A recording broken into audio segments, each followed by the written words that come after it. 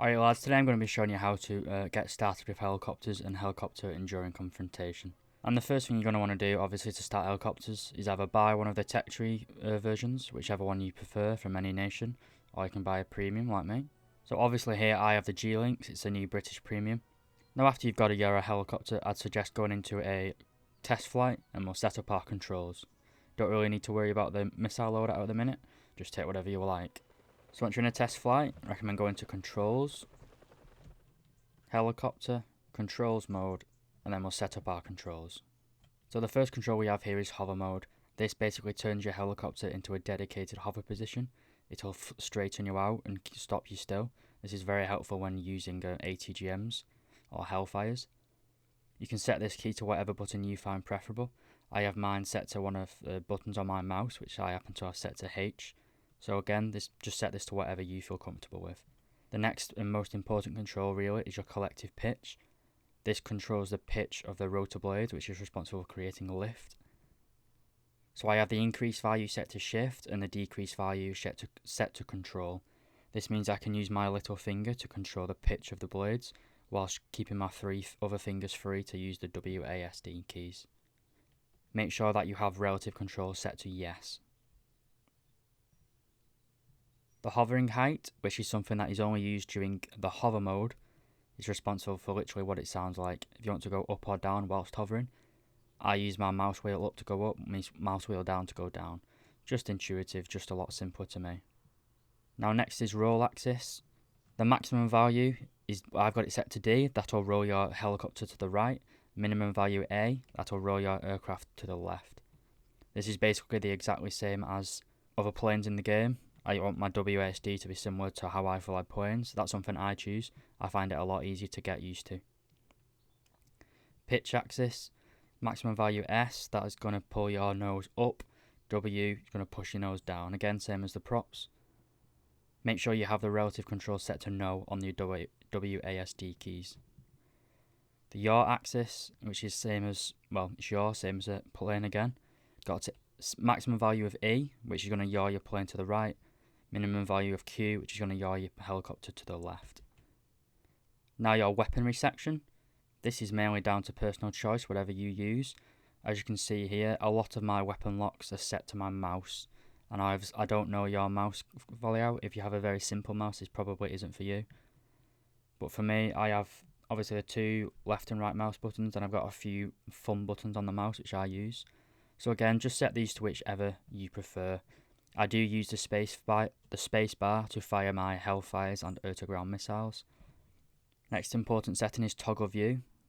In aircraft, this is typically set to V, and it basically just flips through the different cameras. The next important thing is sight stabilization. This basically functions as a stabilizer when you're in the gunner view. I've got mine set to X just so it's in reach of my WASD fingers. So the mouse wheel option, I have this set to collective pitch. It's just another redundancy as well as my shift and control. I like this just in case I need to do some rapid changes very quickly. I can just flick the mouse wheel up. And the newest thing to be introduced is night vision mode, or night vision. I'm not sure what the D stands for. But I have this set to V. Just again, nice and easy access from my three WASD fingers.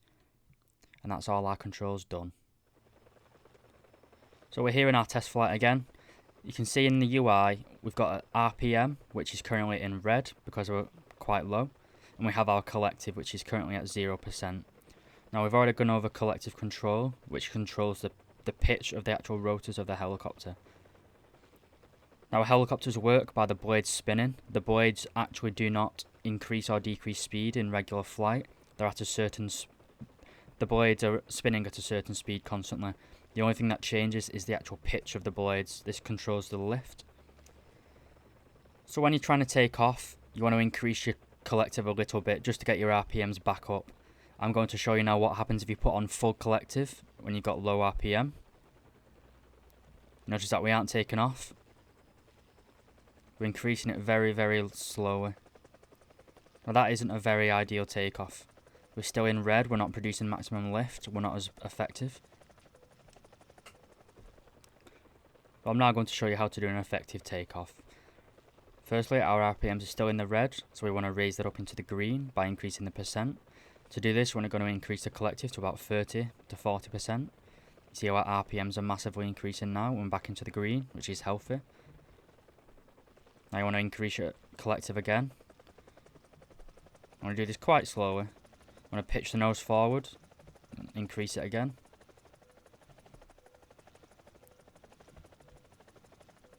And now we're away.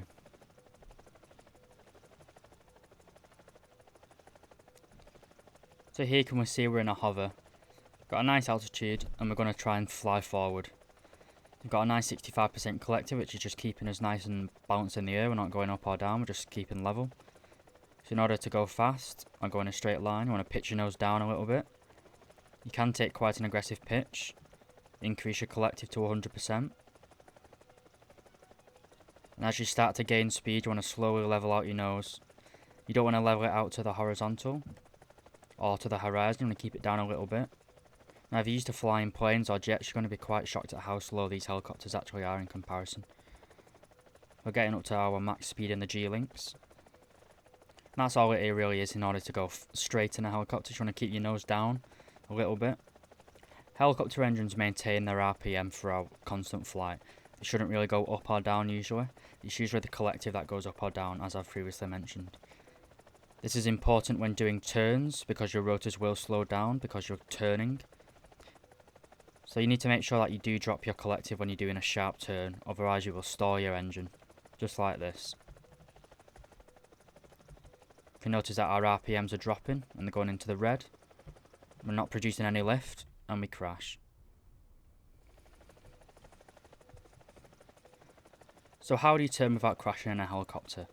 Well, you need to remember that we set our collective control to the control and shift as well as our mouse wheel. So as you go into a sharp turn, you want to ease off that collective a little bit. And then when you level out, you want to put the collective back up. You can see we don't really lose RPMs. We keep it in the green, so it's all healthy. And it's simple as that. Another trick you can do in helicopters, which requires collective drop, is loops and Immelmans. For example, we're going to do a half loop with a twist. We're going to put the helicopter straight up. We're going to drop our collective, roll out, and we're basically level again. So we've gone from over 300 kilometers an hour to a complete stop. This then will let us engage targets. Now I recommend when engaging targets you put the plane into hover mode. Now for us that is H, we're going to go ahead and press it. Now as you will notice, this completely takes control away from you as a pilot. The helicopter is basically auto leveling. If you want to rotate the helicopter, you need to use your W and E buttons to yaw the helicopter around. You can still use the WASD keys, but they are very, very unresponsive. This mode is only really used for when you want to engage targets from long way away.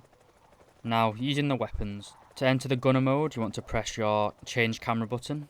For mine, I have it set to my mouse. But as you can see, we are now in our gunner view. Now I did mention gun stabilization. I have mine set to X. So we're going to go ahead and press that. You can see it adds 4 lines in a diagonal near the crosshair. Basically stabilizes the gun, makes it nice and smooth. Now if you look in the bottom right, we have an RWR, a radar warning receiver. This tells us any incoming radar locks or anybody that's looking at us with radar. You can see that it's just coming from about 11 o'clock and it's this self-propelled anti-air here. I think it's a Tunguska. You can see he's looking at us nice and mean. Now I have my ATGM set to spacebar to fire. So I'm going to go ahead and fire them. And these ATGMs, they just follow the mouse. So as long as you keep your mouse on target, they will hit. Obviously if the target is moving, you will have to lead them a little bit. But that's as simple as you need to do. Now when you are in hover mode, you may want to take cover behind objects. Say a little bush to prevent getting shot at by other enemies. And this is where our hover height comes in. So I have this set to my mouse wheel. So if you roll the mouse wheel up, you're going to go up. You roll the mouse wheel down, you're going to go down. We're now going to talk about anti-air missiles. Whichever button you've banded it to, press it. Now most anti-air weapons in helicopters are all aspect lock. This means they can lock onto enemies no matter where they are. So you'll notice that once you do have a lock, the circle does go full and you get a nice locking noise. So fire that button again. And dead. To access night vision, or thermal vision most importantly, go into a hover, go into your gunner target and then press, for me it is the V button, but it's depending on whatever you set it to. This will change the gun camera into a thermal viewer, and if you are at night time it will also change it into a night vision. Now this is helpful because it can identify targets. You can see that the engine heat, or the heat coming from the engine, is most visible. This is good in ground maps to identify heat signatures, which wouldn't really be as visible to the human eye. It's very good for spotting other enemy helicopters as well. There are currently 2 ways to play helicopters in War Thunder at the minute. The first is to take the helicopter out into a ground battle. As you can see in our British lineup here, not really a 9.7, but you get the point. The other way to play helicopters is the helicopter enduring confrontation mode. To access this, you want to go to the game menu here, go on to events and tournaments, helicopter battles, then you can either press take part, which will join you a random game, or you can look at the room lists and join whichever you'd like. Enduring confrontations will last 3 hours in total, however you can just join, play a little bit and then leave.